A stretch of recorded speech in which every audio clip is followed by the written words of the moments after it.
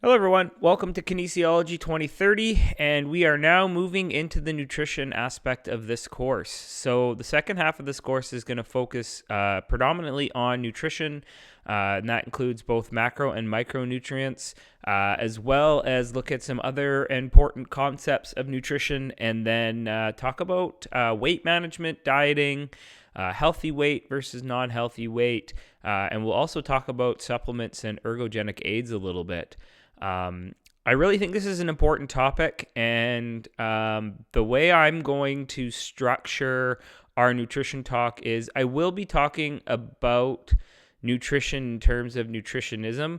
I will be looking at the breakdown of macro and micronutrients and how they affect our body in the science of it, in terms of what we've learned over the past few decades, since nutritionism has been a field of research and a field of science. But I'm also going to look at some other aspects of nutrition as well, really mainly to try and simplify it for people, because I really believe nutrition is one of the most controversial and polarizing topics in health right now. And there's a lot of untruths out there in terms of nutrition. There's a lot of faulty research out there in terms of nutrition. And what we need to realize is our understanding of nutrition, as much as we like to think it is, that we've really narrowed the scientific gap. I believe we haven't. I believe there's still a lot we do not understand about nutrition as much as we think we do. And I believe that we need to uncover what that gap is and how to help people really eat properly and enjoy food without having the stress of calorie counting and dieting constantly. So hopefully I can break that down for you over the second half of the semester. And what we're going to start off with here is chapter 6 of the textbook, and it's understanding nutrition for health and wellness.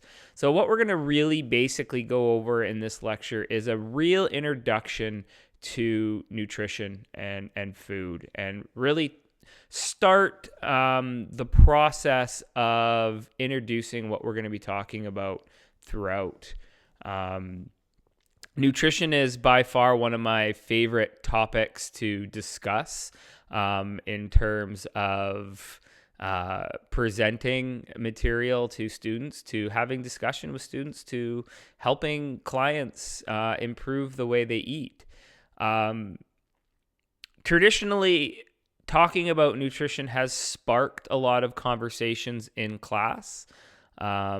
So with this being an online format, I really, really urge you to use the discussion board during nutrition. And I'll try and post some questions as well to start. Now, there's one thing that I want you to do before you start this lecture. So if you're starting this lecture and you haven't done this yet, please turn the lecture off and go do that. And that is answer the one question I have up on the survey right now about food. It's kind of a fun little question, but I want you to answer that, because I'm actually going to use that data that I get from everyone who's done the survey to introduce a couple other portions of the nutrition. So if you haven't answered that one survey question yet, please do so before you listen to this lecture. And I look forward to seeing everyone's responses to that. So understanding nutrition for health and wellness, I mean, the one thing that we need to look at almost immediately when it comes to nutrition is we have to understand nutrition for health, wellness, and as kinesiologists, we also have to help understand for performance. we can even include things like mental health and nutrition as well. We're starting to see nutrition can help with mental health, certain foods. We can even throw a category of recovery as well, understanding nutrition for recovery, post-injury. Nutrition is so impactful in our lives that we really need to make it a priority to understand it. And as health advocates or kinesiologists or trainers or physiotherapists, we have to have a grasp or an understanding.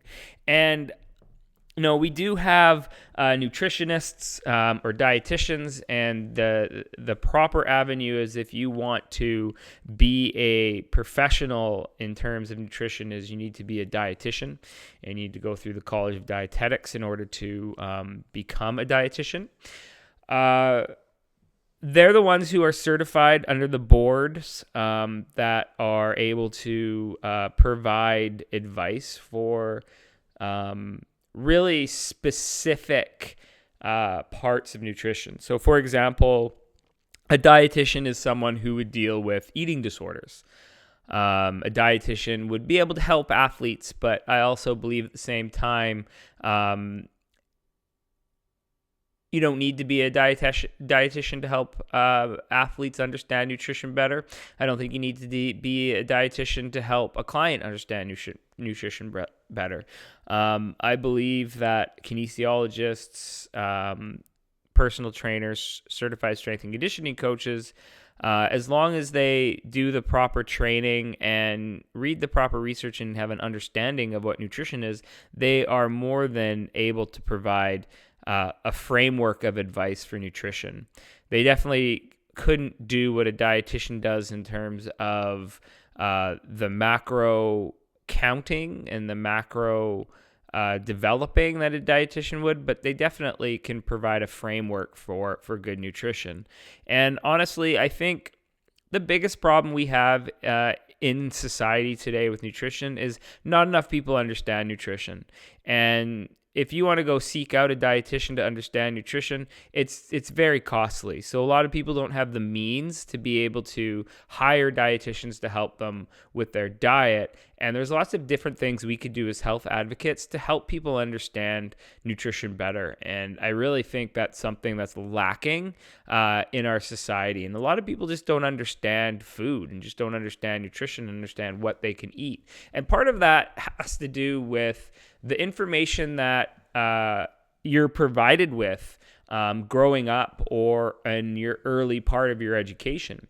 So the Canada Food Guide is something that most of us have all seen, has all studied, and have all gone through learning throughout our lives, because it's obviously something that the government of Canada has put out, and it's something that we use as a base in terms of our nutritional knowledge.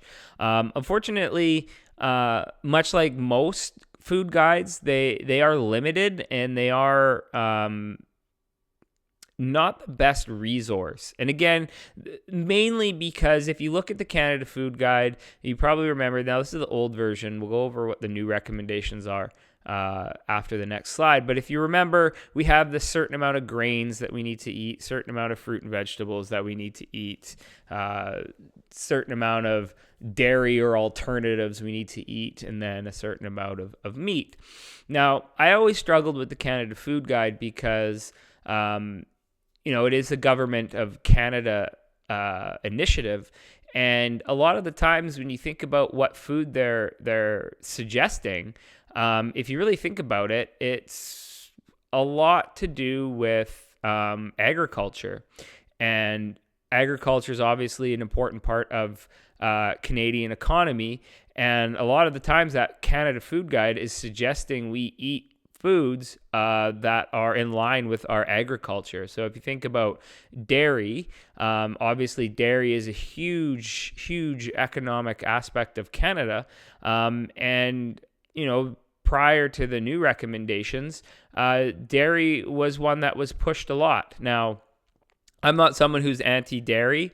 If dairy is obviously a good source of nutrients and calcium, so there's nothing wrong with it. But the fact is, some people can't tolerate it, and I know that's why they changed it to dairy and alternatives at some point. But it's the Canada Food Guide. It definitely has some political agenda to it. If you think about another part of our agriculture is obviously grain, and it pushes a lot of grain and a lot of carbohydrates. And again, not everybody can eat a large portion of carbohydrates. And so the old version of the Canada Food Guide definitely went under some scrutiny, and I think that's one reason why they changed some of the recommendations that you see in our textbook as well. So if we look at what the new recommendations are, it's a little bit, I find it to be a little bit better. So the one thing I like about it is it incorporates a plate of food versus this rainbow of food, because I think that is an important way to really pick our foods is what do we fill our plates with? So instead of having this, greens and, fruit and vegetables and grains and meats and dairy or alternatives, what we're seeing now with the Canada Food Guide is the recommendation is to include more plant-based foods or have more of a plant-based diet. And I think that's important because really that is what we should be eating majority of is plant-based. Our diet should be plant-based. And we should understand what the serving sizes are that we need for certain other types like meats and fats. I do believe that they've made better recommendations in terms of looking at the plate and making sure that half of your plate is packed with vegetables and fruits, or the other half of your plate needs to be protein. The other quarter of your plate should be protein. The other quarter could be whole grains. And then, of course, water as well. Lots of water. So, again, it's a little bit better, but it still doesn't help us really understand nutrition because for the most part, if you eat your meal and you have half your plate full of fruits and vegetables and a quarter of protein and a quarter of carbohydrates, you're probably going to be eating pretty healthily. But there's so much more to it than just that. And that's, again, where the Canada Food Guide lacks. And you probably hear a lot now about, oh, yeah, we should eat mainly plants. Our diet should be plant-based. And it's so true. It should be. But again, what does that mean exactly? Like, what does it mean by plant-based diet? Should we all become vegans? Should we all become vegetarians? And again, to me, it causes a lot of confusion. And I'm hoping over the next half of this course, I can make this less confusing and then help you understand how to help others figure out what is best in terms of them. For them. Because honestly, when it comes to food, it's just like exercise. It's just like health. It's individual. Right? Not all of us are going to benefit from eating, eating a ton of protein versus, and having less carbohydrates, because we all metabolize food different. And part of your health journey is understanding what your body thrives more on. All of us are going to thrive on fruit and vegetables, and plant-based foods. That's for sure. But there is a performance side of things that we need to figure out, and that's where the protein and the carbohydrates come into play, as well as the fats. We need to understand what our body is going to utilize the best for energy when we need to perform. And I'm not just talking about athletes, I'm talking about everyday life, right? Because we're all movers. We should all be moving quite a bit throughout the day, and we need the energy to be able to do that. And if we don't provide our body with the proper energy to do that, it will be hard to move. We'll struggle. So we need to make sure we understand exactly what we're putting in our body. So in this, it's going to be a bit of an introduction, and then we're going to dive into it a lot deeper as we go. And I definitely have different views on nutrition and how we should eat, because I look at it through a performance lens more so than a health lens. Because when it comes to eating for performance, you're really eating for your body. And I think that's what we need to look at more than just eating for health.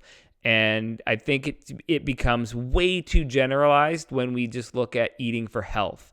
We need to look at eating for your body.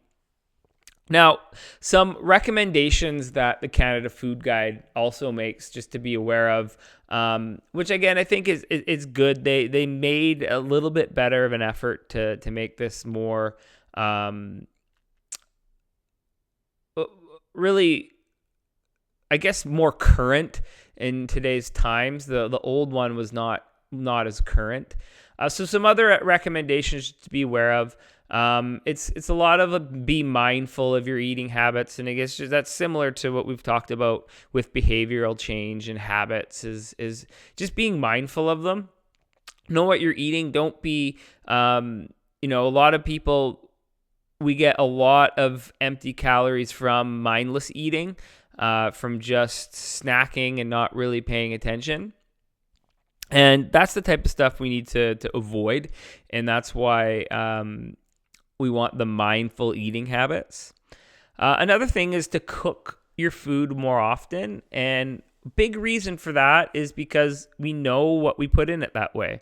And there's also something really satisfying about cooking your own meal. So if we can cook more often for ourselves, I think we'll get a lot more health benefits out of that.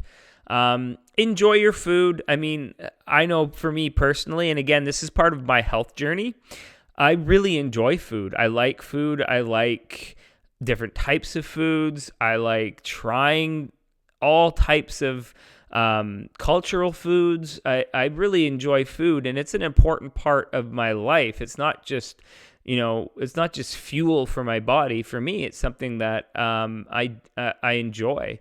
And culturally, food is always involved in celebrations, and that's another thing that I enjoy about food is sharing meals with people. And that's another recommendation they have, is eat meals with others. Because again, when we eat meals with others, we can enjoy it together. We're being social, but we also slow down a little bit when we eat with others. And eating slowly is important as well. Another thing to do is use food labels, especially the ingredients. I personally, there's the nutritional facts. And we'll look at the nutritional facts and how to read a nutritional label and all that. But I go to the ingredients personally. That's where if I pick a food, that has to have ingredients lists.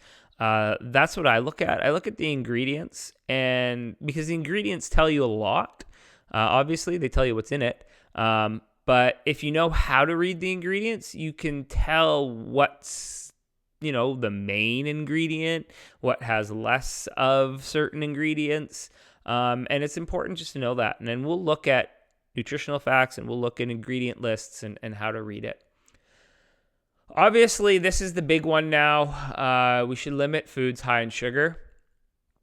Sodium and saturated fat is another thing. And both are kind of interesting because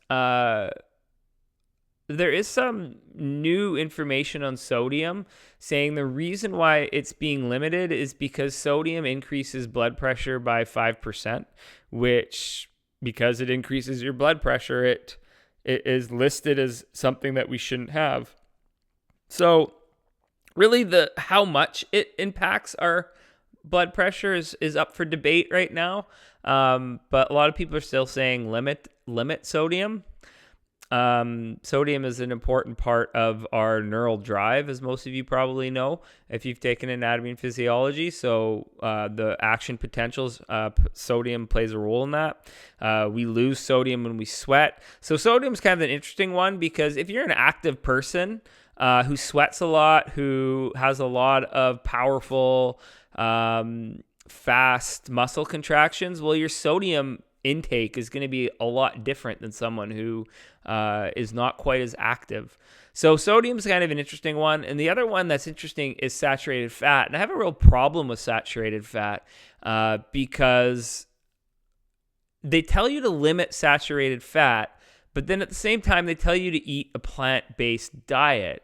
Well, if you know what's in avocado and you know what's in coconut, you know that they're both very high in saturated fat. So I struggle with people telling me to avoid saturated fat when there are literally fruits and vegetables that are high in saturated fat. And I'm sorry, but I just don't believe that eating an avocado a day is going to give me heart disease because of the saturated fat that's in it. I struggle with that a little bit. So when they say limit foods that are high sugars and sodium and saturated fat, I think what they probably should refer to more is foods that are high in saturated fat that also have trans fat, because the trans fat is the fat that is really hydrogenated, and that's the fat that's really bad. And so if you're eating saturated fat with trans fat, then you're probably making a choice where you're increasing your risk of triglycerides in your blood. And those are probably the choices that they should be focused on more than something like an avocado or a coconut. I just have a hard time that the saturated fat in that is going to cause problems for my heart. So saturated fat is something we will look at. Because I think fat has a really bad reputation in health. I think fat is very healthy. It is a great source of energy, but I think we're a little confused on what fat is causing the problems. And we'll explore that when we get into the macronutrients. And then a big one is be aware of food marketing. Be an informed consumer. And I'm going to tell you something right now. If a food is making health claims, it's probably not good for you. So if you buy a food that says this is low in fat, question that, because that's food marketing. If you have a food that says it's high in fiber, question it. Right? Because if it's making health claims, chances are it's basically trying to trick you into thinking it's better for you than it is. And I think that's something that we need to realize with food, is the marketing that takes place is a huge problem. So we need to understand nutrients, and then we need to understand why they're making health claims or why they're marketing certain food. And a lot of the times, companies will absolutely capitalize on hot trends when it comes to food and diets. So, I mean, the Atkins diet was one of them.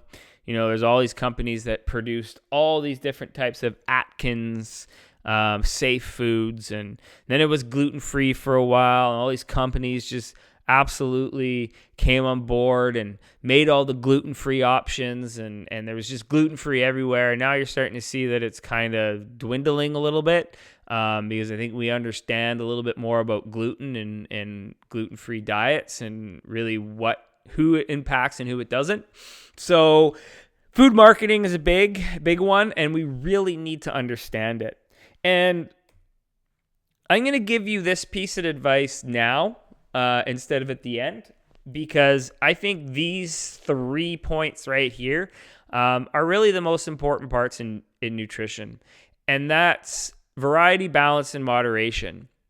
So if you're eating a variety of foods while balancing the right amount of foods with dietary needs, and moderating foods that really are empty calories, I think you're probably eating pretty well.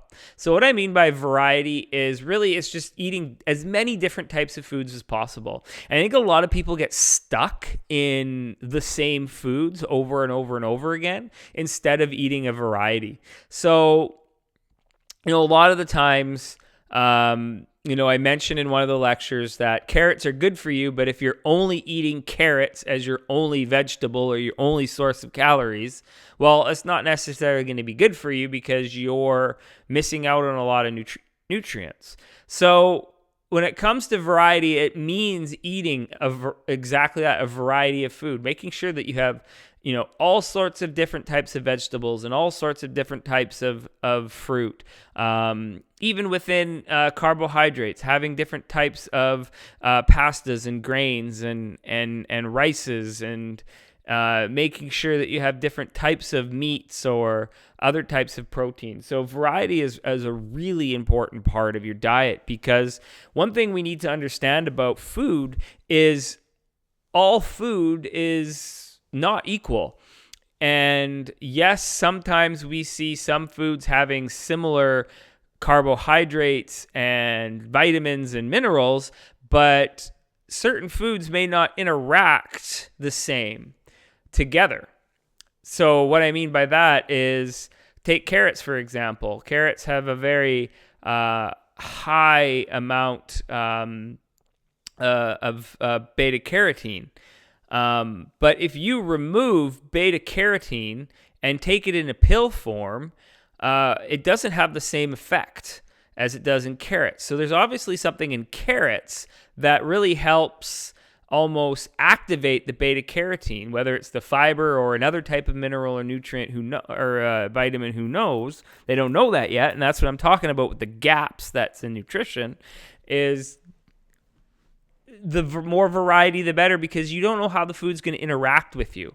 And a lot of the times, other nutrients help other nutrients perform what they need to perform. So if we have a variety, then that is really important. And then balance, again, it goes in hand with variety, because obviously foods have certain amounts of carbohydrates, fats, and proteins. We have to make sure we balance those. We got to make sure that we have adequate amount of carbohydrates, adequate amount of protein, adequate amount of fat for you personally. And that's the key point, you personally. Because if you're lifting weights every single day, your protein intake has to be higher than someone who's not. So balance it to you as an individual. That's important too. And then moderation, I mean, we all have foods that we enjoy. There's no question about that. And sometimes those foods, aren't the quote unquote healthiest options, but what's healthier? Having that every once in a while, or completely restricting yourself? And that's another question you need to really ponder when it comes to nutrition. If I just completely avoid a food, is that healthy? Well, I don't believe it is, because if it's something that you enjoy, then you probably are getting mental health benefits for it. Should you overindulge in it? That's when it becomes a problem, right? One of my favorite lines about sugar, and most of the time sugar is really the refined sugar, that is really the biggest problem in our society. There's too much sugar. We eat too much sugar, and we're starting to see that's what's causing a lot of the disease of civilization, because sugar is erratic, sugar is abundant, and it's causing inflammation in the arteries, and that's what's causing a plaque buildup. So sugar is really a problem, but that doesn't mean we don't need to just cut sugar out completely. One of the best, as I was saying, one of the best things I've heard was, sugar is like a recreational drug. Something we shouldn't be having all the time, but every once in a while, it's probably okay. And and sugar actually does act sometimes like a recreational drug, in the terms that it does have addicting properties. It does have mind-altering effects that you're not aware of, because you just think it's sugar. But it can actually create addiction, and it can actually change the way your brain perceives things, which is an interesting part of it. So sugar is something that we should really, treat in moderation. We should not cut it out completely, but we should have moderation. Because the reality is, when we eat sugar, when it gets down to that cellular level, it really becomes, as much as I said food, all foods aren't equal. When it gets down to the cellular level, sometimes they are. And one of the things that happens is when you eat, you digest your food and it breaks down into calories, it breaks down to protein, it breaks down to carbohydrates or fats. So if I were to eat an apple and I ate the apple and the apple digests, and the sugars and the carbohydrates from the apple are going to turn into glucose. If I eat sugar, if I eat a tablespoon of sugar, then it's going to go into my body, it's going to digest, and it's going to break down and turn into glucose. Same thing, right? The problem is this. If I eat one apple, chances are I'm just going to eat one apple, right?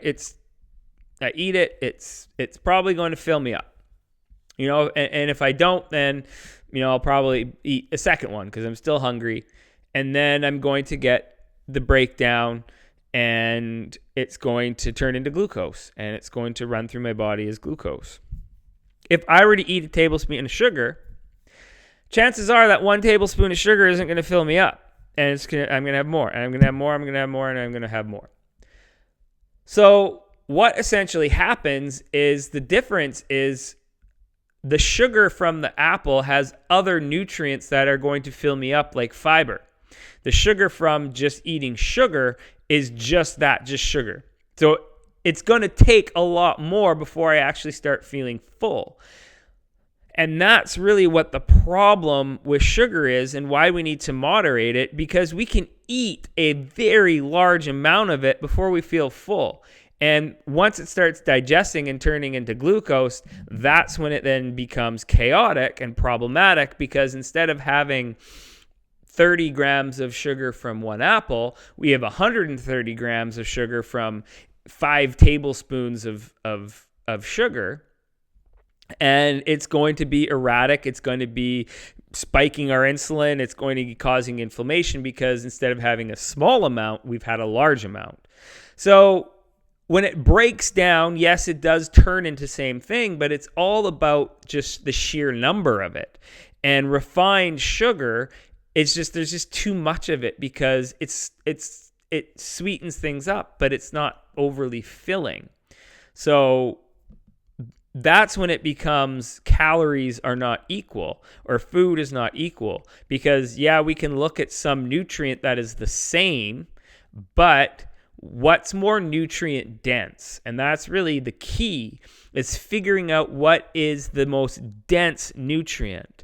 And by eating variety, balance, moderation, we tend to be able to get more dense foods that have high quality macro and micronutrients versus empty calories that are just providing us with one thing, right? And that usually tends to be sugar. So as I've mentioned, all foods have that calorie designation, and we've all heard calories. What it is, and counting calories and restricting calories and high calorie diets and low calorie diets and moderate calorie diets. We know what calorie is. If we look at the definition of calorie, it's just defined as the energy required to raise the temperature of 1 gram of water to 1 degree Celsius. So that's what the definition of calorie is. Now, a lot of the times what we want to look at with calories is balancing calories. So basic caloric balance means calories consumed equals calories expended. So that's how we maintain our body weight. So when it comes to caloric intake, we all have a certain requirement, and that certain requirement is going to be impacted by several factors throughout your day. Things like your metabolic rate. So that's your metabolism. So younger people's metabolic rate is higher than older people. Physical activity plays a big role, obviously. The more active we are, the more calories we burn, the more nutrients we need. That's going to affect how many calories we take. Certain types of drugs we're taking, right? So if you're someone who has a lot of caffeine, that's going to increase your metabolic rate because your heart rate's going to be higher than normal. That's going to burn some more calories. So there's lots of different influencing factors on what our caloric requirement is.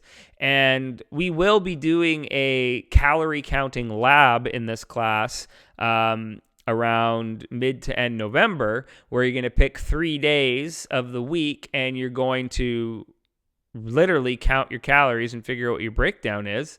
There's that way of doing it, or there's just understanding what your body needs and what your body doesn't need.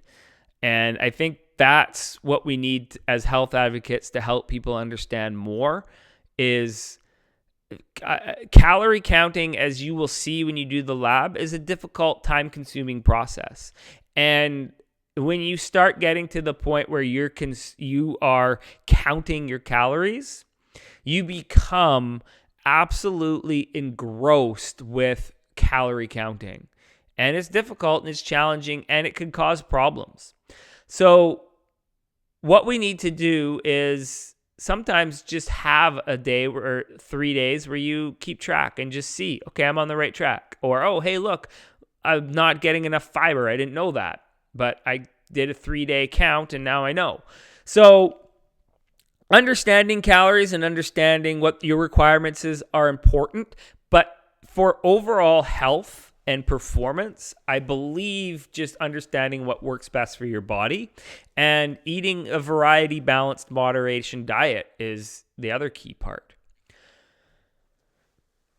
Now, I put this part in because I usually get a lot of questions around vegetarianism or someone who's vegan. And so I thought I would just quickly talk about what it is and the different types of vegetarianism that there are. And we will talk a little bit more about it as we go, but I think it's important to introduce right now. So some of you may be vegetarian. Some of you may be vegans. Some of you may not be, right? So what we look at as a vegetarianism is someone who does not eat meat, poultry, or seafood. We have different types of vegetarians. We have like the lacto-ovo vegetarians who eat eggs and dairy products but do not eat meat, poultry, or fish. We have lacto-vegetarians who eat dairy products but no meat, poultry, fish, or eggs. Ovo-vegetarians who eat eggs but not meat, poultry, fish, or dairy products. Pescatarians who eat fish and seafood but not meats. And then vegans who eat absolutely no products derived from an animal. So I'm not sure how many people on this list, and I will be having another survey coming up and asking people, if you are a vegetarian or if you're a vegan or if you're someone who eats meat. I'm gonna survey that because I think it's interesting to know what the stats are with that, because it is an important health decision that you need to make. If you're someone who wants to be vegetarianism, you're going to have challenges with that.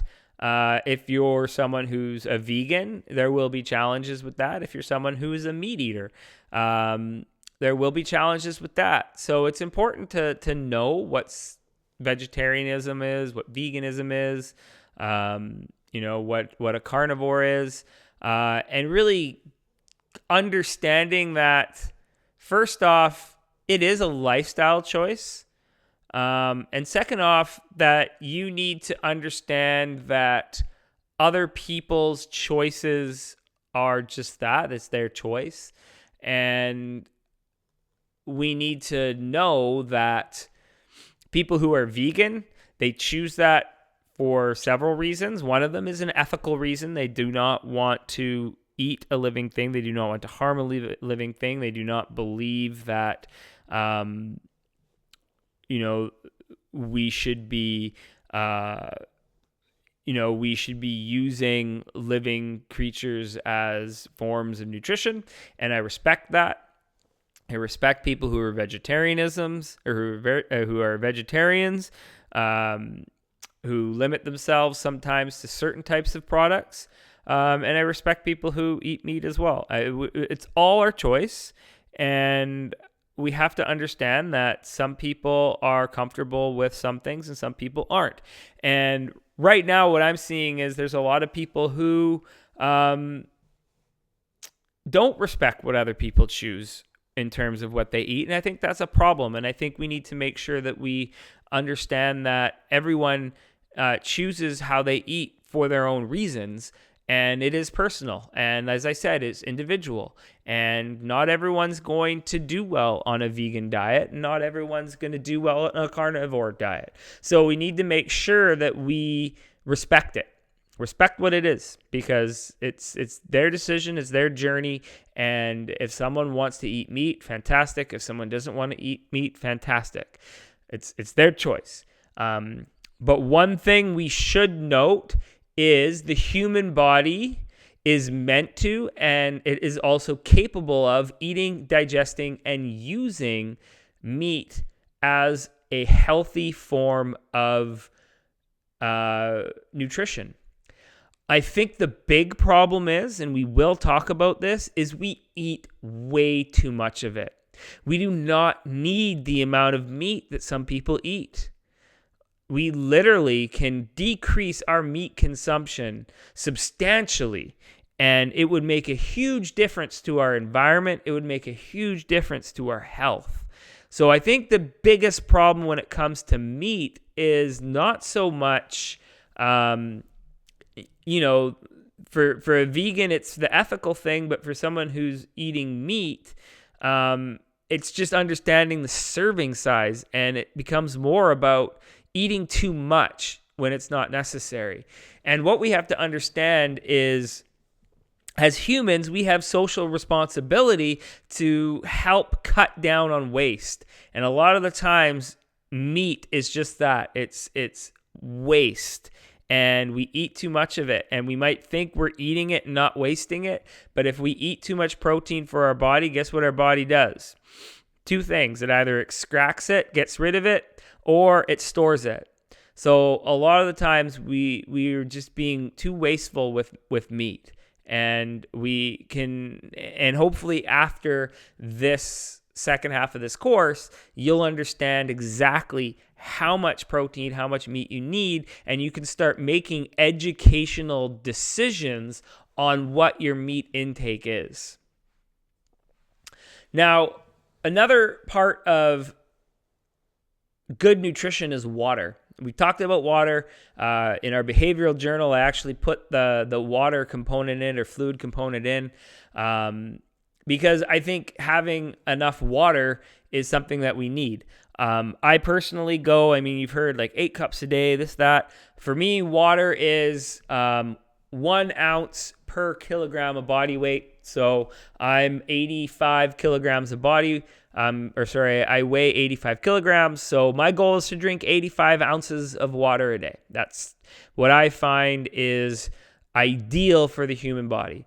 Because obviously water is important. It's essential for survival.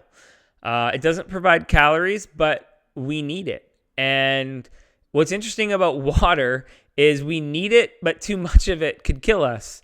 And then that's like the most interesting thing about the human body. When we talk about our the human body, needs something, and the human body can have too much of something.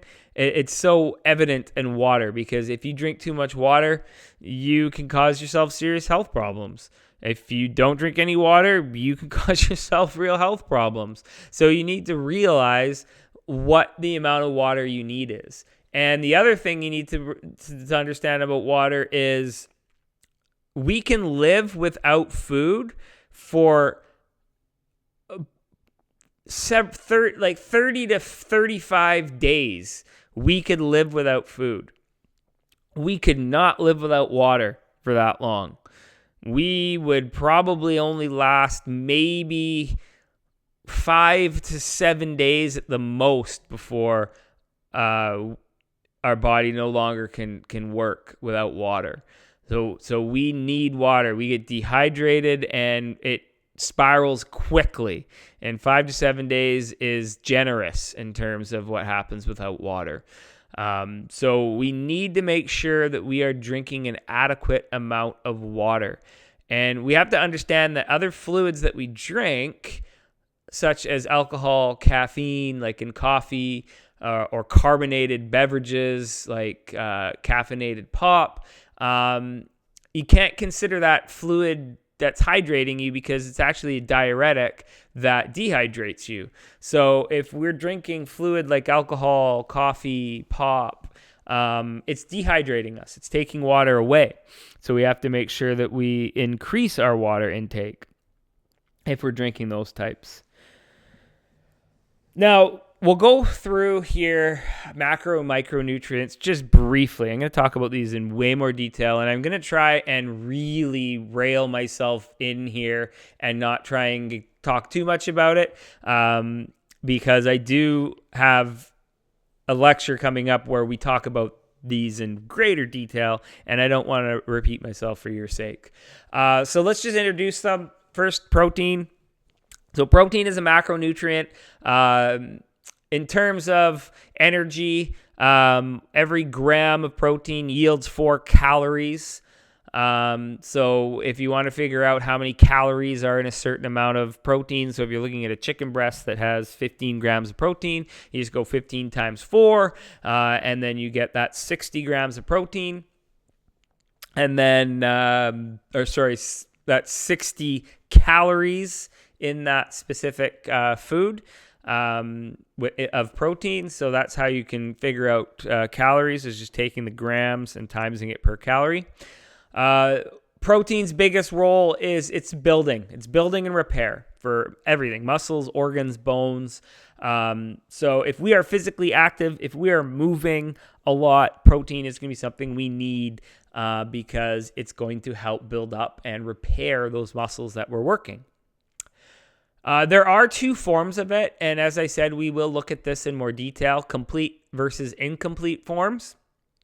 And this is important to note for vegetarians because complete proteins are proteins that have all essential amino acids. Incomplete do not have all essential amino acids. And meat is a complete protein, where vegetable protein or plant-based proteins are incomplete. So as a vegetarian, you need to know what the essential amino acids are and what foods yield those so you can combine them to make sure you're getting adequate protein. Like everything else in the body, excess intake of protein can cause to health risks.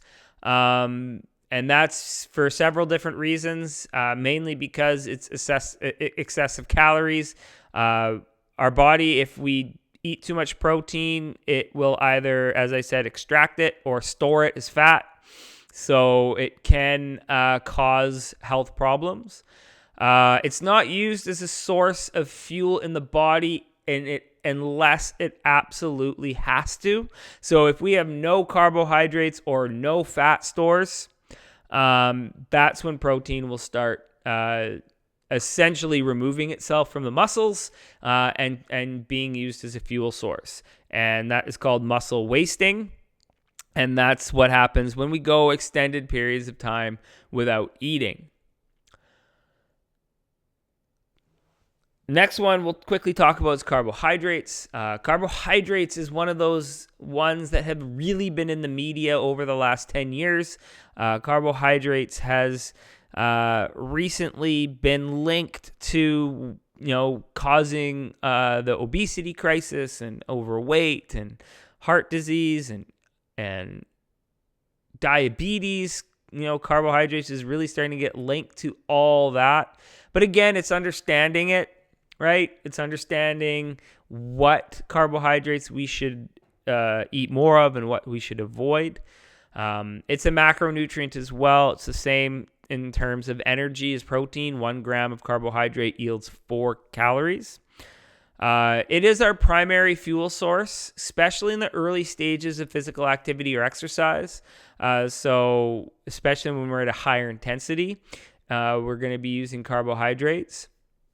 It's found in a couple forms, complex or simple carbohydrates, and we'll define what those are in more detail. But essentially, it would be basically the links of the molecules. So complex would be something that has several links of glucose, where simple is just one glucose molecule. And again, overconsumption, problem. Underconsumption, problem. Right? So again, it's finding the balance and what the balance for you is, and that's going to be dependent on lots of things. If you live a sedentary lifestyle, you probably don't need a lot of carbohydrates. If you move, you're going to need lots of carbohydrates. So again, it's figuring out what works best for who you are and what you do. And another aspect of carbohydrate that we need to know is fiber, because fiber is a very important part of the diet. And I would say in our society, fiber is probably one of the biggest problems in terms of being deficient in, because I don't think we eat enough fiber. And that's one of the aspects we'll look at in the calorie tracker, is how much fiber you're getting. And I bet you most of you probably aren't getting enough fiber. And that comes down to eating enough fruits and vegetables and the right types of carbohydrates. Fat and cholesterol, one of my favorite macronutrients, because it has a lot of controversy around it. Fat is linked to heart disease, but I think what we're starting to see now is that might not be the case. It might be a contributing factor, obviously, but not to the extent that they originally thought. And there's lots of controversial research that pointed fat as the main driver to heart disease. And now we're starting to see that that might not be the case. It may be just a contributing factor. It may not be the key factor that we thought. It's a macronutrient as well. It's very dense macronutrient. 1 gram yields 9 calories, so it makes for an excellent source of energy.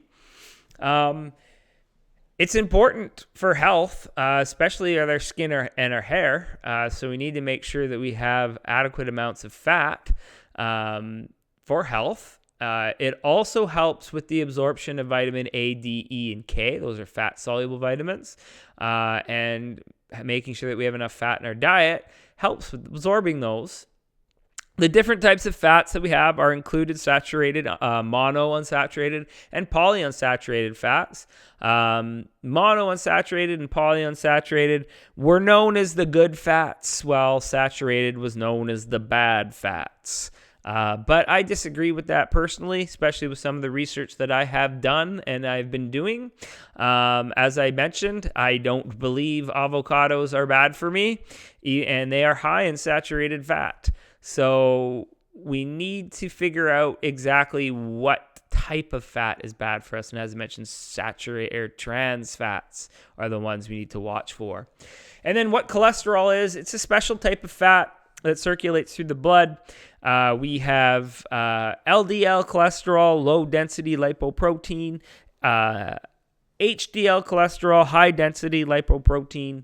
LDL has always been sort of the bad one, and LDL has been the good one. Or sorry, the HDL is the good one, and the LDL is the bad one. We also have another type that's called VLDL, which we're starting to figure out is the one that's probably the one we should avoid. And that one is produced in several different ways, and one of that is in contributing factor with carbohydrates.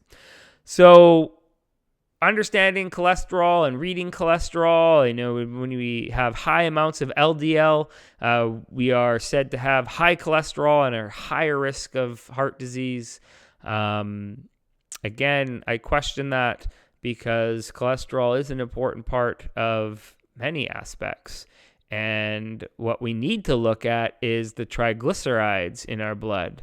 And if we have high concentration of triglycerides in our blood, that means we have too much fat in our diet. The micronutrients we have are vitamins, and they don't have any calories, but they have a very important role in our body. If we have an inadequate amount of vitamins, it could cause disease or health risks. If we have too many vitamins in our diet, well, usually it's just small gastrointestinal issues, nothing major. So it's not like we can have too much vitamins and get very sick. We just have some discomfort. Two types, fat soluble as well as water soluble.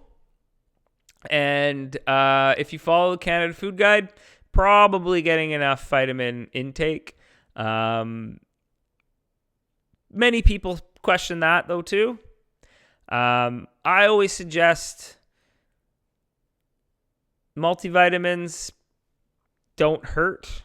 I mean, if you take a multivitamin and you eat well throughout the day and you have too much, well, then you're just going to notice that your pee is a little bit brighter than it usually is because you just get rid of what you don't need.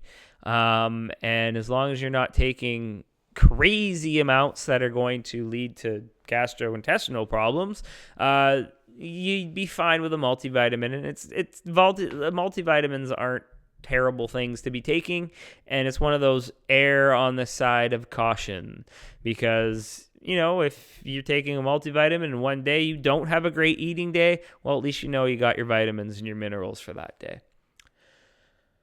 Fat-soluble vitamins include A, D, E, K. Vitamin D, we're starting to see, is a very important vitamin for immune health. So we need to make sure we have enough vitamin D. And when that sun starts going away in our province, as it often does, we might want to look at supplementing it, because the sun is a great way of getting vitamin D.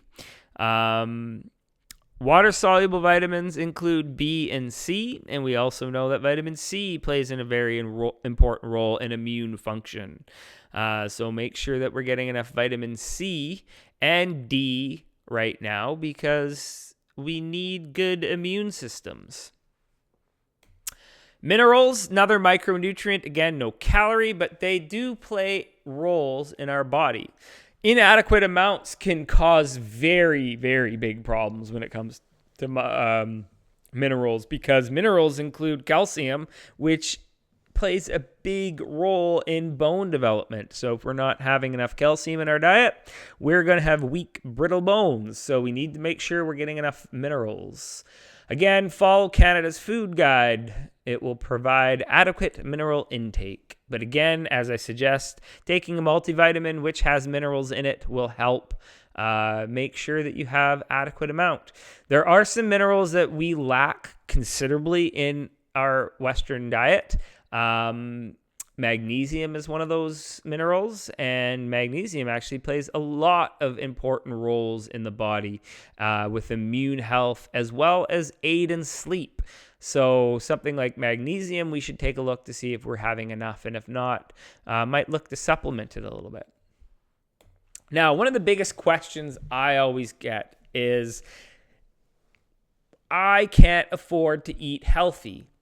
And you know what? That is a fair argument. And I get it. When I go to the grocery store and I look at quote unquote healthy options, because health is a trend right now, companies are trying to gouge you with it. So what you need to do is you need to be aware of what types of foods you should eat, and do you need to get things like organic versus non-organic? Because that makes a substantial difference in how much it costs. So if eating on a budget, like most students probably are, always look at weekly or weekend specials. Always take a look at what's on sale, because sometimes you can get things for very affordable. For example, the bottom one there, frozen vegetables and fruit are affordable and equally nutritious. In some cases, sometimes more nutritious. A lot of people don't realize that frozen fruits sometimes are greater in terms of nutrient density, because frozen fruits are the ones that have essentially ripened to the point of falling off the tree or the vine. Then they are frozen immediately and then packaged and sold that way. So fruits that you get fresh at the store are often picked early so they can ripen as they go to the store. Well, if you pick a fruit early, it doesn't have a chance to completely develop the nutrient profile that it should on the tree or the vine. So sometimes frozen fruits, vegetables are more nutritious. There's a store around the Lower Mainland. I don't know if it's around where you guys are, but it's called Thrifty's. Thrifty's Foods sell local fresh berries from a farm, and every once in a while a box of over a kilogram of these fruits and vegetables go on sale 2 for 1. So you buy one box, you get the second one for absolutely free. Every time that sale comes up, I get 2 boxes of those frozen fruits because they are fantastic, they are nutritious, and they are a great option. So that's one quick, easy way to make healthy eating a little bit more affordable, taking advantages of specials and making sure that you have an adequate way of preserving them, like having a freezer. In some cases, local produce, it can be less expensive. If you go to a store, a grocery, or not a grocery store, but a fruit and vegetable store, they do often sell local produce that is a little bit less expensive. That sometimes is not the case, though. I understand that local is very trendy right now, and eat local, think global, I think is a great term. Get as much food as you can locally and try and expand your horizons globally in terms of how to prepare the food. But definitely eat as local as possible, because that's helping the environment, and it's also helping local companies. And then in-season produce is sometimes less expensive than produce that's out of season. And then, understanding serving sizes, I think, is important too, because a lot of the times, if let's say you want to get meat and you go and you see, let's just use a steak, for example, and that steak is $20, and you're like, holy smokes, that's an expensive steak.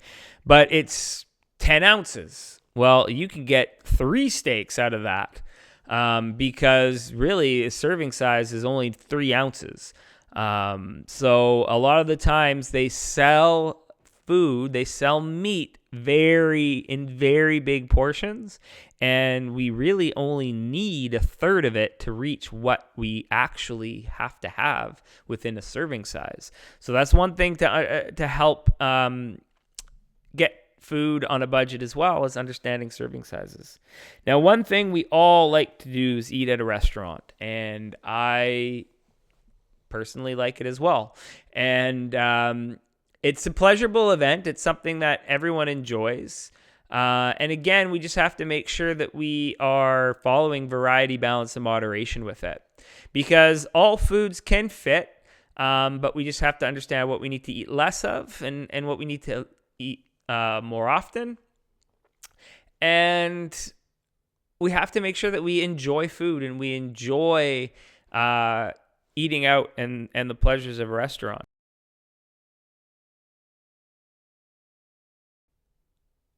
So one thing too to note about restaurant eating is serving sizes, because if you go to a restaurant and order something, a lot of the times the serving size is going to be 2, 3, maybe even 4 times more than what it is. And so a good guideline of portion control and understanding serving sizes is use your hand. The palm of your hand is 1 serving of meat. So if you think about that, that is not very big. So if you are looking at a chicken breast, or you're looking at a piece of fish, or you're looking at a piece of steak, the palm of your hand is all you need. That's 1 serving. That's all you need. You don't need these 10 ounces of steak or 2 chicken breasts. Yeah, it's a lot of protein, but it's not necessary.